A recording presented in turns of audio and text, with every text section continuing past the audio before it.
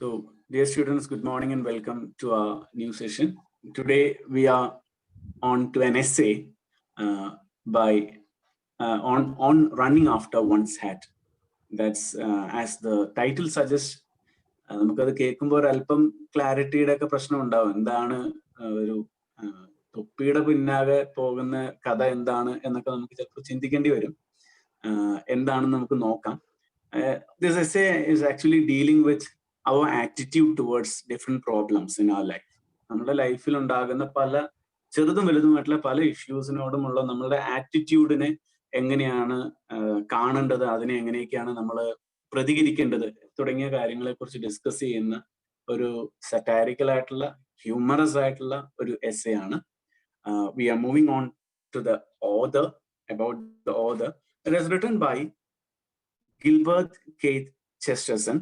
He is popularly known as G.K. Chesterton. Born on May 29th, 1874, and he died on June 14th, 1936. So G.K. Chesterton എന്ന് പറയുന്ന ഒരു വ്യക്തിയുടേതാണ് ഈ കൃതി. You can see him on the side. This is that person. ആളെ കാണുമ്പോൾ തന്നെ അറിയാലേ, ഒരു ലൈഫിനെ കുറെ കൂടി എന്താണ് ഭയങ്കര ഫണ്ണായിട്ടൊക്കെ കാണുന്ന ഒരു വ്യക്തിയുടെ ഒരു ആറ്റിറ്റ്യൂഡ് അദ്ദേഹത്തിന്റെ മുഖത്ത് തന്നെയുണ്ട്. Okay, so one of the most prolific and versatile writers of the early 20th century, 20ാം നൂറ്റാണ്ടിൽ ഏറ്റവും അറിയപ്പെടുന്ന അല്ലെങ്കിൽ വളരെ വേഴ്സറ്റൈൽ ആയിട്ടുള്ള വളരെ ഫ്ലെക്സിബിൾ ആയിട്ടുള്ള ഒരു റൈറ്റേഴ്സിൽ ഒരാളാണ് G.K. Chesterton. And he is called as the Prince of Paradox. വൈരുദ്ധ്യങ്ങളുടെ രാജകുമാരൻ എന്നുള്ള രീതിയിലാണ് അദ്ദേഹത്തെ അറിയപ്പെടുന്നത്, പ്രിൻസ് ഓഫ് പാരഡോക്സ് ആയിട്ട്. And he has also got another name. Robert Graves, the English poet, called him the elephantine paradoxist. Elephantine എന്ന് പറയുമ്പോൾ giant എന്നുള്ള അർത്ഥത്തിൽ, വലിയ വലുത് എന്നുള്ള അർത്ഥത്തിൽ, പാരഡോക്സിസ്റ്റ് എന്നുള്ള പേരിലാണ് അദ്ദേഹത്തെ അറിയപ്പെടുന്നത്. So these are the two different names given to him. He's known as the Prince of Paradox, and Robert Graves have called him as the elephantine paradoxist. He wrote plays, biographies, novels, detective stories, non-fiction in areas such as anthropology, archaeology, ancient and recent history, national and international politics, theology, philosophy, art and literary criticism. അയാൾ കൈവയ്ക്കാത്തതായിട്ടുള്ള മേഖലകളൊന്നുമില്ല അല്ലെ, വലിയൊരു ലിസ്റ്റാണ് തന്നിരിക്കുന്നത്. Dramas എഴുതിയിട്ടുണ്ട്, place എഴുതിയിട്ടുണ്ട്, biographies എഴുതിയിട്ടുണ്ട്, novels, detective stories, non fiction വന്നിരിക്കുന്ന ഏതൊക്കെ ഏരിയാസ് ആണെന്ന് നോക്കിക്കോളൂ. Anthropology, archaeology, ancient and recent history, national and international politics, theology, philosophy, art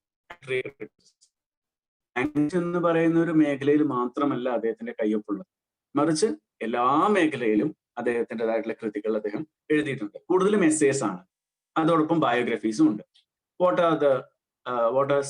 He preferred to call himself as a journalist. അദ്ദേഹം ഒരു ജേർണലിസ്റ്റ് ആയിരുന്നു by profession.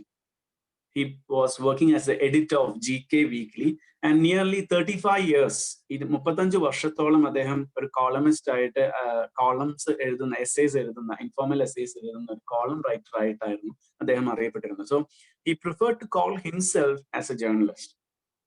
For 35 years, he regularly wrote informal essays within the space limitations of the newspaper column format.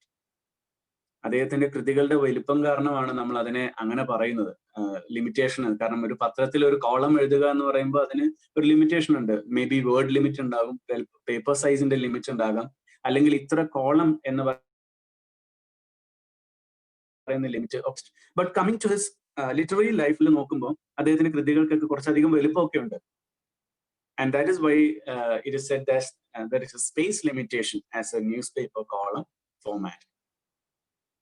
Provided a comprehensive presentation of his views. അദ്ദേഹത്തിന്റെ എല്ലാ കൃതികളും തന്നെ, അല്ലെങ്കിൽ അദ്ദേഹം എഴുതിയിട്ടുള്ള എല്ലാ എസ്സേസും തന്നെ അദ്ദേഹത്തിന്റെ ജീവിതത്തെ കുറിച്ചുള്ള കാഴ്ചപ്പാടുകളെ കുറിച്ചുള്ളതായിരുന്നു.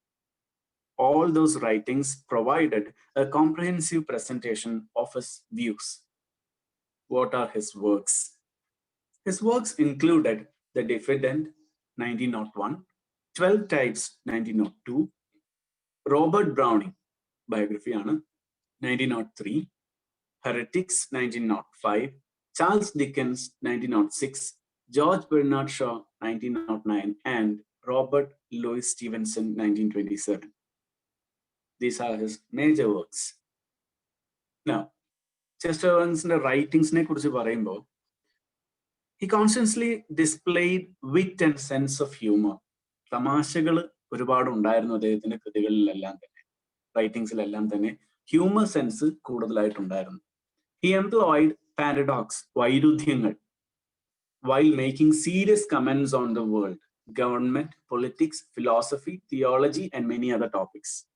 നമ്മളിപ്പോ പഠിക്കാൻ പോകുന്ന ഈ ഒരു എസ്സേക്കകത്തും അത്തരത്തിലുള്ള പാരഡോക്സിക്കൽ ആയിട്ടുള്ള സ്റ്റേറ്റ്മെന്റ്സ് ഉണ്ട്. ലോകത്തെക്കുറിച്ച്, ഗവൺമെന്റിനെ കുറിച്ച്, പൊളിറ്റിക്സിനെ കുറിച്ച്, ഫിലോസഫിയെ കുറിച്ചൊക്കെ സംസാരിക്കുമ്പോൾ സാധാരണ ഈ കാര്യങ്ങളൊക്കെ വളരെ സീരിയസ് ആയിട്ടുള്ള കാര്യങ്ങളാണ്. പക്ഷെ ഇത്തരത്തിലുള്ള കാര്യങ്ങൾ സംസാരിക്കുന്ന സമയത്ത് ഹി യൂസ്ഡ് പാരഡോക്സ്, തമാശയ്ക്ക് വേണ്ടി, ഹ്യൂമർ ആക്കാൻ വേണ്ടി, തമാശകൾ കൊണ്ടുവരാൻ വേണ്ടി, വൈരുദ്ധ്യങ്ങൾ അതിനകത്ത് കൊണ്ടുവരാൻ വേണ്ടി. നമ്മളുടെ ഈ എസ്സേക്കകത്തും അങ്ങനെ തന്നെയാണ് സംഭവിക്കുന്നത്. ഇതിന്റെ ടൈറ്റിൽ പറയുന്ന പോലെ on running on one's hat എന്നുള്ളതാണ്.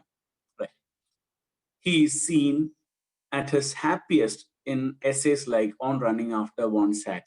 നമ്മൾ പഠിക്കാൻ പോകുന്നത് 1908 ഈ essay. He is seen at his happiest. ഏറ്റവും നല്ല രീതിയിൽ എഴുതിയിട്ടുള്ള, ഏറ്റവും സന്തോഷപരമായിട്ട് എഴുതിയിട്ടുള്ള ഒരു കൃതി എന്ന് പറയാൻ പറ്റുന്നത് On Running After One's Hat ആണ്, which is the one which you are going to learn. The essay is a typical example of Chesterton's style of writing with its fun and wit. ഒരുപാട് തമാശകളും അല്ലെങ്കിൽ ചിന്തിപ്പിക്കുന്നതായിട്ടുള്ള കുറെ കാര്യങ്ങൾ ചേർത്തിട്ടാണ് അദ്ദേഹം ഈ essay എഴുതിയിരിക്കുന്നത്. ഇതൊരു അല്പം വലുപ്പമുള്ള ഒരു എസ്സേ ആണ്, നിങ്ങൾക്ക് അറിയാം, 4 പേജോളം വരുന്നുണ്ട് ഈ ഒരു എസ്സേ എന്ന് പറയുന്നത് തന്നെ. പക്ഷെ എന്നാൽ തന്നെ നമ്മൾ ഈ ഒരു സെഷനിൽ തന്നെ അത് തീർക്കാനായിട്ട് നമ്മൾ ശ്രമിക്കുന്നതായിരിക്കും. And one of his famous quote, inconvenience എന്ന് പറയുമ്പോൾ നിങ്ങൾക്ക് അറിയാലോ, ബുദ്ധിമുട്ട്, സൗകര്യക്കേട് അല്ലെങ്കിൽ അസൗകര്യം എന്നൊക്കെ പറയുന്ന കാര്യം. ഓരോ ആൾക്കാർക്കും ഓരോ തരത്തിലാണ് അസൗകര്യങ്ങളുള്ളത്, അല്ലെ? ഇപ്പൊ നമ്മളുടെ ലൈഫിലാണെങ്കിൽ കൊറോണ എന്ന് പറയുന്ന ഡിസീസ് വന്നത് തന്നെ നമുക്ക് വലിയൊരു അസൗകര്യമാണ്. കാരണം നമുക്ക് പുറത്തു പോകാൻ പറ്റുന്നില്ല, ഫ്രണ്ട്സിനൊപ്പം കാണാൻ പറ്റുന്നില്ല, കോളേജിൽ പോകാൻ പറ്റുന്നില്ല, ക്ലാസ്സിൽ ഒരുമിച്ചിരിക്കാൻ പറ്റുന്നില്ല, ഒക്കെ അസൗകര്യങ്ങളാണ്. അല്ലെങ്കിൽ ഫ്രണ്ടിന്റെ ഒരു കല്യാണത്തിന് പോകാൻ പറ്റുന്നില്ല, റിലേറ്റീവ്സിന്റെ മാരേജ് ഫംഗ്ഷന് പോകാൻ പറ്റുന്നില്ല. എല്ലാ തരത്തിലും നമുക്ക് അസൗകര്യങ്ങളാണ്. അങ്ങനെ ഒത്തിരി അസൗകര്യങ്ങൾ നമ്മുടെ ലൈഫിൽ നമ്മൾ കണ്ടിട്ടുണ്ട് അല്ലെങ്കിൽ അനുഭവിക്കുന്നുണ്ട്. നമ്മുടെ വീട്ടിലാണെങ്കിൽ തന്നെ പലതരത്തിലുള്ള അസൗകര്യം. ഇപ്പോൾ നിങ്ങളിൽ പലരും പറയുന്ന പോലെ തന്നെ ഇന്റർനെറ്റിന്റെ ഫെസിലിറ്റി ഇതുപോലുള്ള ഓൺലൈൻ ക്ലാസ്സുകളിൽ ഇരിക്കാൻ ഒരു അസൗകര്യമാണ്. പ്രോപ്പർ ആയിട്ടുള്ള ഇന്റർനെറ്റ് ഫെസിലിറ്റി ഇല്ലെങ്കിൽ it becomes an inconvenience. But he has given a different view according or upon this inconvenience. ഇൻകൺവീനിയൻസിനെ സംബന്ധിച്ചിടത്തോളം അല്ലെങ്കിൽ ഈ ഒരു ടോപ്പിക്കുമായി ബന്ധപ്പെട്ടിട്ട് അദ്ദേഹത്തിന് വേറൊരു വ്യൂ ആണ്, വ്യത്യസ്തപരമായിട്ടുള്ള ഒരു വ്യൂ ആണ് കൊണ്ടുവരാനുള്ളത്. He says that inconveniences taken in the right attitude and spirit will turn into exciting adventures. ഞാൻ ഈ സെന്റൻസ് വായിച്ച സമയത്ത് എന്റെ മനസ്സിൽ പെട്ടെന്ന് വന്നത് കഴിഞ്ഞ 2 വർഷം മുമ്പ് വരെ നമുക്ക് ഉണ്ടായിരുന്ന ഫ്ലഡ്, പ്രളയത്തിൻ്റെതായിട്ടുള്ള ഒരു പ്രശ്നമായിരുന്നു.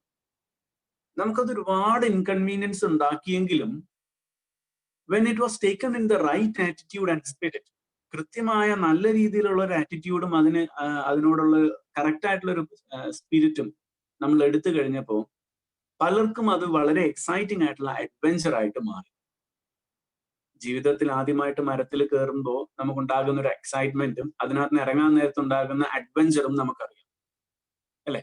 പക്ഷെ അതിനെ ഒരു പ്രോബ്ലം ആയിട്ട് കാണാതെ, അതിനെ ഒരു ഇൻകൺവീനിയൻസ് ആയിട്ട് കാണാതെ, when you take it in the right attitude, കൃത്യമായ ആറ്റിറ്റ്യൂഡ് ഒരു കാര്യത്തിനോട്, നിലപാട് ഒരു കാര്യത്തിനോട് എടുക്കുമ്പോൾ we feel that inconvenience is nothing but a good adventure. നമുക്കുണ്ടായിട്ടുള്ള ബുദ്ധിമുട്ടുകളെല്ലാം തന്നെ നമുക്ക് പിന്നീട് ആലോചിക്കുമ്പോൾ വളരെ അഡ്വഞ്ചറസ് ആയിട്ടുള്ള ഒരു കാര്യമായിട്ട് തോന്നും.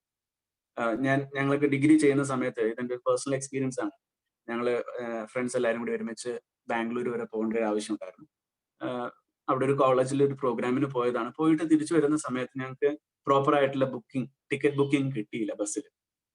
ആൻഡ് ഞങ്ങളുടെ കൂടെ കുറച്ച് പെൺകുട്ടികൾ കൂടി ഉണ്ടായിരുന്നതുകൊണ്ട് അവരെ സേഫ് ആയിട്ട് വിടാൻ വേണ്ടിയിട്ട് ടീച്ചേഴ്സിനൊപ്പം അവരെ ഞങ്ങൾ ഒരു ബസ്സിൽ ടിക്കറ്റ് ബുക്ക് ചെയ്ത് അവരെ പറഞ്ഞു വിട്ടു. പക്ഷെ അതേസമയം ഞങ്ങൾ ഒരു 3-4 പേർക്ക്, ആൺകുട്ടികളായിരുന്നു, ഞങ്ങൾ 3-4 പേർക്ക് മാത്രം ഞങ്ങൾക്ക് ബസ് കിട്ടിയില്ല. അപ്പോ ഇത് നടക്കുന്നത് ഏതാണ്ട് ഒരു 10 വർഷം മുമ്പാണെന്നും കൂടി ആലോചിക്കണം. അപ്പൊ ആവശ്യത്തിന് അധികം ബസ്സുകളൊന്നും അന്ന് ഇല്ല നിലവിൽ ബാംഗ്ലൂരിൽ നിന്ന് കോഴിക്കോടേക്ക് വരാനായിട്ട്. ഞങ്ങള് ഒരു സൂപ്പർ ഫാസ്റ്റ് ബസ്സിന്റെ പ്ലാറ്റ്ഫോമിൽ നിലത്ത് ഇരുന്ന് അവിടെ കിടന്ന് ഭയങ്കര തിക്കും തിരക്കും ഉള്ള ഒരു ബസ്സിനകത്താണെന്നും കൂടി ആലോചിക്കണം. ആ ഒരു സിറ്റുവേഷനിലാണ് ഞങ്ങൾ കോഴിക്കോട് വന്ന് ഇറങ്ങുന്നത്. അന്ന് അത് വളരെ ഇൻകൺവീനിയൻസ് ആയിട്ടുള്ള ഒരു കാര്യമായിരുന്നു, ഞങ്ങൾക്ക് അസൗകര്യം ഉണ്ടാക്കിയ ഒരു കാര്യമായിരുന്നു. കാര്യം എല്ലാവരും കൊടുക്കുന്ന പോലെ തന്നെ ഫുൾ ടിക്കറ്റ് തന്നെയാണ് ഞങ്ങളും കൊടുക്കുന്നത്. പക്ഷെ ഞങ്ങൾക്ക് ബസ്സിൽ ഇരിക്കാൻ പറ്റില്ല, നിലത്തേ ഇരിക്കാൻ പറ്റുള്ളൂ, അല്ലെങ്കിൽ നിൽക്കണം. ഇത് ഒരു ഹോൾ നൈറ്റ് ജേണിയാണ്. അപ്പൊ അത്രയും നേരം കണ്ടിന്യൂസ് ആയിട്ട് നിൽക്കാനൊന്നും നമുക്ക് പറ്റില്ല. അപ്പൊ ഞങ്ങളുടെ ഇൻകൺവീനിയൻസ് പിന്നീട് ഞങ്ങൾ ആലോചിച്ചപ്പോൾ വളരെ അഡ്വഞ്ചറസ് ആയിട്ടുള്ള ഒരു ജേണി ആയിട്ട് ഞങ്ങൾക്ക് മാറി. So when you give a proper attitude, right attitude towards the things which are happening in your life, it changes into exciting adventures. And to him, inconvenience is just an adventure wrongly considered by the most unimaginative person. ഒട്ടും തന്നെ imagination ഇല്ലാത്ത, ഒട്ടും തന്നെ imagine ചെയ്യാൻ കഴിവില്ലാത്ത ഒരു വ്യക്തിയുടെ wrong ആയിട്ടുള്ള കൺസിഡറേഷൻ ആണ് ഇൻകൺവീനിയൻസ് എന്ന് പറയുന്നത്. But it is actually an adventure. An inconvenience is only an adventure wrongly considered. തെറ്റിദ്ധരിക്കപ്പെടുന്ന ഒരു അഡ്വഞ്ചർ ആണ് സത്യത്തിൽ ഇൻകൺവീനിയൻസ് എന്നുള്ളതാണ് JK ചെസ്റ്റേഴ്സൺ പറയുന്നത്. അപ്പൊ നമ്മളുടെ ലൈഫിൽ ഉണ്ടാകുന്ന ബുദ്ധിമുട്ടുകളെ അദ്ദേഹം എത്ര നിസാരവൽക്കരിച്ചുകൊണ്ടാണ് സംസാരിക്കുന്നത്. Moving on to the text. ഇത് ടെക്സ്റ്റ് ആണെങ്കിൽ തന്നെ ഞാൻ പോയിന്റുമായിട്ടാണ് പറയുന്നത്. കാരണം എന്ന് വെച്ചാൽ I need to break it at some time. അപ്പൊ അതുകൊണ്ട് ചില ഭാഗത്ത് കുറച്ച് വലിപ്പം ഉണ്ടാവും, ചില ഭാഗത്ത് 2 സെന്റൻസ് ഒക്കെ ഉണ്ടാവുള്ളൂ. So go through the text. I feel an almost savage envy on hearing that London has been flooded in my absence while I am in the mere country. So ഇദ്ദേഹത്തിന്റെ ലൈഫിൽ നടന്നിട്ടുള്ള ഒരു ഇൻസിഡന്റിനെ കുറിച്ചാണ് അദ്ദേഹം പറഞ്ഞു പോകുന്നത്. ലണ്ടനിലായിരുന്നു അദ്ദേഹം, പക്ഷെ കുറച്ച് കാലഘട്ടത്തിലേക്ക് മാത്രമായിട്ട് അദ്ദേഹം കൺട്രി സൈഡിലേക്ക് മാറി, ഗ്രാമത്തിലേക്ക് കുറച്ചു കാലത്തേക്ക് മാറിയിരുന്നു. ആ ഒരു സമയത്തായിരുന്നു ലണ്ടൻ നഗരം മൊത്തത്തിൽ ഫ്ലഡ് ചെയ്യപ്പെട്ടിരുന്നത്. ആ ഫ്ലഡ് ചെയ്യപ്പെട്ടിട്ടുള്ള ലണ്ടൻ നഗരത്തെ കുറിച്ച് അദ്ദേഹം പറഞ്ഞത്, എനിക്ക് അസൂയ തോന്നുന്നു ഞാൻ അവിടെ ഇല്ലാത്ത സമയത്ത് അവിടെ ഫ്ലഡ് ഉണ്ടായതിനെ കുറിച്ച്. നമ്മളൊക്കെ സത്യത്തിൽ വിചാരിക്കും, ഫ്ലഡിന്റെ സമയത്ത് ഞാൻ അവിടെ ഇല്ലാതിരുന്നത് നന്നായി, എത്ര രക്ഷപ്പെട്ടു, ഭാഗ്യം. അദ്ദേഹത്തിന്റെ ആറ്റിറ്റ്യൂഡ് നേരെ തിരിച്ചാണ്. അസൂയയോടെയാണ് അദ്ദേഹം കാണുന്നത്. ആ ഫ്ലഡ് ഉണ്ടായ സമയത്ത് എനിക്ക് അവിടെ ഉണ്ടാകാൻ പറ്റിയില്ലല്ലോ, എന്റെ ഫ്രണ്ട്സിനൊക്കെ അവിടെ എൻജോയ് ചെയ്യാൻ പറ്റി, എനിക്ക് അവിടെ നിൽക്കാൻ പറ്റിയില്ലല്ലോ, അതൊന്നും എൻജോയ് ചെയ്യാൻ എനിക്ക് സാധിച്ചില്ലല്ലോ. My own Battersea has been, I understand, particularly favored as a meeting of the waters. Battersea was already, as I need hardly say, the most beautiful of human localities. Battersea എന്ന് പറയുന്നത് south ലണ്ടനിലുള്ള ഒരു സ്ഥലമാണ്, കടലിനോട് ചേർന്ന് നിൽക്കുന്ന സ്ഥലമാണ്. അപ്പൊ അതുകൊണ്ട് തന്നെ വെള്ളം പെട്ടെന്ന് കയറുക ഇറങ്ങുകയൊക്കെ ചെയ്യുന്നത്. അപ്പൊ ഏറ്റവും നല്ല ഭംഗിയുള്ള സ്ഥലമായിട്ടാണ് അദ്ദേഹം അതിനെ എക്സ്പ്ലെയിൻ ചെയ്യുന്നത്. Now that it has an additional splendor of great sheets of water, there must be something quite incomparable in the landscape of my own romantic town. അപ്പോ സ്വതവേ അത്യാവശ്യം ഭംഗിയുള്ളൊരു സ്ഥലമാണ് ഈ ബാറ്റർസി. പക്ഷേ അതോടൊപ്പം തന്നെ വെള്ളം കൂടി കയറി കഴിഞ്ഞു കഴിയുമ്പോൾ അതിന്റെ ഭംഗി എത്രത്തോളം ആയിരിക്കും. വളരെയധികം വാചാലനായിട്ടാണ് അദ്ദേഹം സംസാരിക്കുന്നത്. Battersea must be a vision of Venice. വെനീസിൽ ഉള്ള അതേ കാഴ്ചയായിരിക്കും ഇപ്പൊ ബാറ്റർസിയിൽ പോയിട്ടുണ്ടെങ്കിൽ കാണാൻ സാധിക്കുക. The boat that brought the meat from the butchers must have shot along those lanes of rippling silver with the strange smoothness of the gondola. The greengrocer who brought cabbages to the corner of the Lashmere Road must have leant upon the car with the unearthly grace of the gondolier. There is nothing so perfectly potential as an island, and when a district is flooded, it becomes an archipelago. അപ്പോ ബുച്ചേഴ്സിന്റെ അടുത്ത് നിന്ന് ഇറച്ചിയുമായിട്ട് വരുന്ന gondola എന്ന് പറയുന്നത് ചെറിയ തോണിയാണ്. ഞാൻ കാണിച്ചിട്ടുണ്ട്. This is gondola, and the person with the stick there rowing that gondola is known as the gondolier. അത് തുഴഞ്ഞു കൊണ്ടുപോകുന്ന ആളെയാണ് ഗാൻഡിയോളിയർ എന്ന് പറയുന്നത്. അപ്പോ ഇത് ആക്ച്വലി ഇപ്പൊ നിങ്ങൾ ഈ കാണുന്ന ഇമേജ് വെനീസിലെ ഒരു വ്യൂ ആണ്. അപ്പോ അത്രയും ഭംഗിയുള്ള സ്ഥലമാണ്, നിങ്ങൾക്ക് കാണാമല്ലോ. ഒരുപാട് വെള്ളക്കെട്ടുകളും ചുറ്റുപാട് ബിൽഡിങ്സും ഭംഗിയുള്ള ഒരു സ്ഥലമാണ്. സോ അപ്പോ അവിടെ കാണുന്ന അതേ വ്യൂ ആയിരിക്കും ഇന്നിപ്പോ ബാറ്റർ സീലും ഉണ്ടാവുക. കാരണം എന്താണ്, തോണിയല്ലാതെ മറ്റൊരു മാർഗ്ഗമില്ല, വെള്ളമല്ലേ കയറി കിടക്കുന്നത്. അപ്പോ ഗാൻഡോലയില് പച്ചക്കറികളും അല്ലെങ്കിൽ മീറ്റും ഒക്കെ ഗാൻഡോലിയർ ഇങ്ങനെ കൊണ്ടുവരികയാണ്. And there is nothing so perfectly potential as an island. Now this particular district has become an island. Archipelago എന്ന് പറയുന്നത് ആക്ച്വലി ഗ്രൂപ്പ് ഓഫ് ഐലൻഡ്സ് ആണ്. സോ ഒരു ഐലൻഡ് പോലും അത്രയും ഭംഗിയാണെങ്കിൽ അപ്പൊ ഒരു ഗ്രൂപ്പ് ഓഫ് ഐലൻഡ്സ് വന്നു കഴിയുമ്പോൾ എത്ര ഭംഗിയായിരിക്കും കാണാനായിട്ട്. This is that image. Some consider such romantic views of flood or fire slightly lacking in reality. ചിലർക്ക് അതിന്റെ റൊമാൻറ്റിക് വ്യൂ ഒന്നും മനസ്സിലാക്കാനായിട്ട് സാധിക്കില്ല. ഫ്ലഡ് കയറി കിടക്കുന്നതിന്റെ അല്ലെങ്കിൽ തീ പിടിക്കുമ്പോൾ ഉണ്ടാകുന്നതിന്റെ റൊമാൻറ്റിസിസം ചിലർക്ക് കണ്ടാൽ മനസ്സിലാവില്ല. But really, this romantic view of such inconveniences is quite as practical as the other. The true optimistic who sees in such things an opportunity for enjoyment is quite as logical and much more sensible than the ordinary indignant rate player who sees in them an opportunity for grumbling. ചിലർക്ക് ഇതിന്റെ romanticism ഒന്നും മനസ്സിലാവില്ല, ഇതിന്റെ ഭംഗി ആസ്വദിക്കാൻ കഴിയില്ല.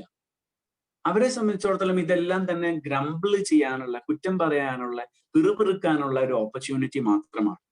As a regular indignant rate player does. Indignant rate player എന്ന് വെച്ചിട്ടുണ്ടെങ്കിൽ a person who pays taxes. Indignant എപ്പോഴും കുറ്റം പറഞ്ഞുകൊണ്ടിരിക്കുന്ന ഒരു ടാക്സ് പെയർ. ഗവൺമെന്റ് ഒന്നും ചെയ്യുന്നില്ല, വെറുതെ ഞങ്ങളുടെ അടുത്ത് പൈസ പിരിച്ചുകൊണ്ട് മാത്രം ഇരിക്കുകയാണ് എന്ന് എപ്പോഴും കുറ്റം പറയുന്ന ഒരു സാധാരണക്കാരനായിട്ടുള്ള ഒരു സിറ്റിസന്റെ സെൻസ്ലെസ്നെസ് ആണ് അദ്ദേഹം പറയുന്നത്. അപ്പോ ശരിയായിട്ടുള്ള ഒരു ഒപ്റ്റിമിസ്റ്റിക് ആയിട്ടുള്ള ഒരു വ്യക്തി എന്ന് പറയുന്നത് that person can see such things and opportunity for enjoyment. ഇതെല്ലാം ആസ്വദിക്കാനായിട്ടുള്ള ഒരു ഓപ്പർച്യൂണിറ്റി ആയിട്ടാണ് ഒരു ഒപ്റ്റിമിസ്റ്റിക് ആയിട്ടുള്ള വ്യക്തി അതിനെ കാണുക. ഒപ്റ്റിമിസ്റ്റിക് ആൻഡ് പെസിമിസ്റ്റിക് നമുക്ക് അറിയാമെന്ന് വിശ്വസിക്കുന്നു. Optimistic person one who thinks everything in A positive sense. Pessimistic എല്ലാം നെഗറ്റീവ് സെൻസിൽ കാണുന്നതാണ്. Real pain, as in the case of being burned at Smithfield or having a toothache, is a positive thing. ജീവിതത്തിലെ ഓരോ incidents ആയിട്ട് അദ്ദേഹം എടുത്തെടുത്ത് പറയുകയാണ്. പല്ലുവേദന അതൊരു പോസിറ്റീവ് തിങ് ആണ്. എവിടെയെങ്കിലും ഒരു തീ പിടിച്ചു എന്ന് കേൾക്കുക, അതൊരു പോസിറ്റീവ് കാര്യമാണ്. ഇത് എന്റെ കൺസെപ്റ്റ് അല്ല, എഴുത്തുകാരന്റെ കൺസെപ്റ്റ് ആണ്. It can be supported but scarcely enjoyed. But after all, our toothaches are the exception. And as for being burned at Smithfield, it only happens to us at the very longest intervals. ഇതൊക്കെ വല്ലപ്പോഴും മാത്രം ഉണ്ടാകുന്ന കാര്യങ്ങളാണ്. അതിനെയൊക്കെ ആസ്വദിക്കുക അതിനെയൊക്കെ നിങ്ങൾ enjoy ചെയ്യേ. എപ്പോഴും നിങ്ങൾക്ക് പല്ലുവേദന ഉണ്ടാവില്ല. പല്ലുവേദന വരുമ്പോ അതിനെ ആസ്വദിക്കേ. വല്ലപ്പോഴും അല്ലേ നിങ്ങൾക്ക് ഒരു പല്ലുവേദന വരുന്നുള്ളൂ, അതിനെ നിങ്ങൾ ആസ്വദിക്കുക. ജീവിതത്തിൽ ഉണ്ടാകുന്ന പ്രശ്നങ്ങൾ അതൊക്കെ വല്ലപ്പോഴും മാത്രം ഉണ്ടാകുന്നതാണ്. എല്ലാ പ്രശ്നങ്ങളും എല്ലാ ദിവസവും ഉണ്ടാകുന്നില്ല. ഓരോ ദിവസവും വേറെ വേറെ പ്രശ്നങ്ങളല്ലേ ഉണ്ടാകുന്നത്. അപ്പൊ അന്നത്തെ പ്രശ്നം എന്ന് പറയുന്നത് അന്ന് മാത്രം ഉണ്ടാകുന്ന പ്രശ്നമാണ്. അതിനെ എൻജോയ് ചെയ്യേ. And most of the inconveniences that make men swear or women cry are really sentimental or imaginative inconveniences, things altogether of the mind. ആണുങ്ങളാണെങ്കിൽ ഉറക്കെ വഴക്ക് പറയുന്നതും സ്ത്രീകളാണെങ്കിൽ ഉറക്കെ കരയുന്നതുമായിട്ടുള്ള ജീവിതത്തിൽ സംഭവിക്കുന്ന ഇത്തരത്തിലുള്ള ഇൻകൺവീനിയൻസസ്, അസൗകര്യങ്ങളെല്ലാം തന്നെ നിങ്ങളുടെ കാഴ്ചപ്പാടിന്റെ പ്രശ്നമാണ്, നിങ്ങളുടെ മൈൻഡിന്റെ പ്രശ്നമാണ്. It is nothing but really sentimental or imaginative. നിങ്ങൾ ചിന്തിച്ചു കൂട്ടുന്നതാണ് ഇത് വലിയ പ്രശ്നമാണെന്ന്. ഇത് ആക്ച്വലി ചെറിയൊരു ഇഷ്യൂ ആണ്. ഇതൊന്നും വലിയ പ്രശ്നങ്ങളല്ല. പക്ഷെ നിങ്ങളുടെ മനസ്സ് പറയാണ് ഇതെന്തോ വലിയ സംഭവമാണ്, ബാലികേറ മലയാണ്, ഹെർക്കൂലിയൻ ടാസ്ക് ആണ്, എനിക്കിത് ചെയ്യാൻ കഴിയില്ല. പക്ഷെ ഇത് അങ്ങനെയല്ല. ജീവിതത്തിൽ ഉണ്ടാകുന്ന ഇത്തരത്തിലുള്ള പ്രശ്നങ്ങൾ ഇൻകൺവീനിയൻസ് എന്നാണ് പറയുന്നത്, പ്രോബ്ലംസ് എന്നും അല്ല പറയുന്നത്. ഇൻകൺവീനിയൻസ് എന്ന് വെച്ചാൽ അസൗകര്യങ്ങൾ, നമ്മുടെ സൗകര്യത്തിനുണ്ടാകുന്ന ചെറിയൊരു കോട്ടം, അത്രേ ഉള്ളൂ.